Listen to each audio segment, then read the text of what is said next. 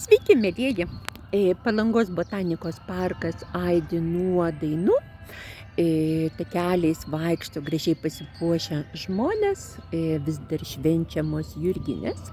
Na, o aš, naudodamasi progą, noriu pakviesti jūs į ypatingą renginį. Jei domitės kvapais, aromatais, aromaterapija, birželio 8 dieną Vilniaus botanikos sode vyks kasmetinė Lietuvos aromaterapeutų asociacijos konferencija. Ir šių metų renginio tema bus aromaterapija psichoemociniai sveikatai.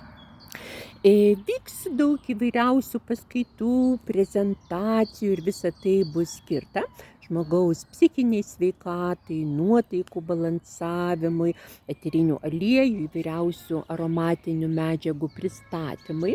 Bus keletas užsieniečių kviestinių svečių, specialistas iš Olandijos, taip pat mano mokytojas Gabrielis Maudžiai skaitys paskaitą nuotoliniu būdu.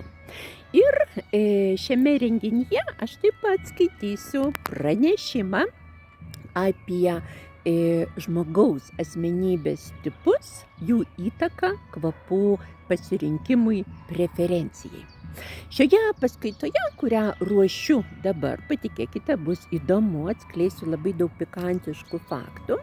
Mes uostysim tam tikrų specifinių grupių kvapus, aromatus. Ir aš pasakosiu apie tai, kaip kvapus galima sugrupuoti į tam tikras kategorijas. Klausytojai galės per tą laiką uostyti aromatus ir pasirinkti savo labiausiai patinkančią arba nepatinkančią kvapų grupę. Daugybę metų dirbdama su aromatiniais preparatais, savo psichoterapiniai praktikoje aš pastebėjau, kad žmonės renkasi kvapus ir spalvas ne šiaip savo. Aromaterapijai taip pat galima pritaikyti psichologinės projekcijos mechanizmą, kuris sako, mes esame kvapai, kuriuos renkamės, ir tie kvapai gali atspindėti tikruosius mūsų asmenybės poreikius. Taigi, pasakosiu apie žmonių tipus, archetipus, pristatysiu jums Karlo Gustavo Jungo, gelmių psichologijos atradėjo, žmonių klasifikaciją, kalbėsim taip pat apie mitologiją, graikų ir senovės Egipto. Ir visus pasaulio žmonės galima suklasifikuoti į tam tikrus archetipus ir į tam tikras kvapų grupės.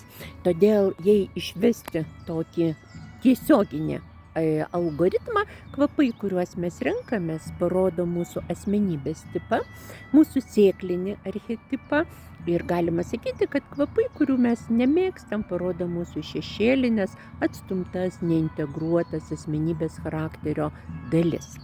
Visa ši teorija, klasifikacija suteikia galimybę plėsti savo asmenybę, išeiti iš komforto zonos, plėtoti tuos talentus, kurie mūsų gyvenime yra pageidautini. Taigi, labai kviečiu jūs į renginį, kuris vyksta kartą per metus ir kiekvieną kartą yra vis kitoks. Detalę konferencijos programą galite skaityti Lietuvos aromaterapeutų asociacijos puslapyje. Čia pat matysite ir nuorodą. O smulkesnį mano prezentacijos pristatymą galite skaityti Facebook'e ir taip pat jums pasiųsiu meilės laišką, pakvietimą į šį renginį. Atidarę prisegtuką galėsite pamatyti mano prezentacijos pristatymą. Taip kad linkiu mums visiems nuostabaus pavasario, vasaros ir viso gyvenimo, ir tegul jis būna aromatingas ir spalvotas. Su geriausiais linkėjimais, jūsų Dalia Braziulytė.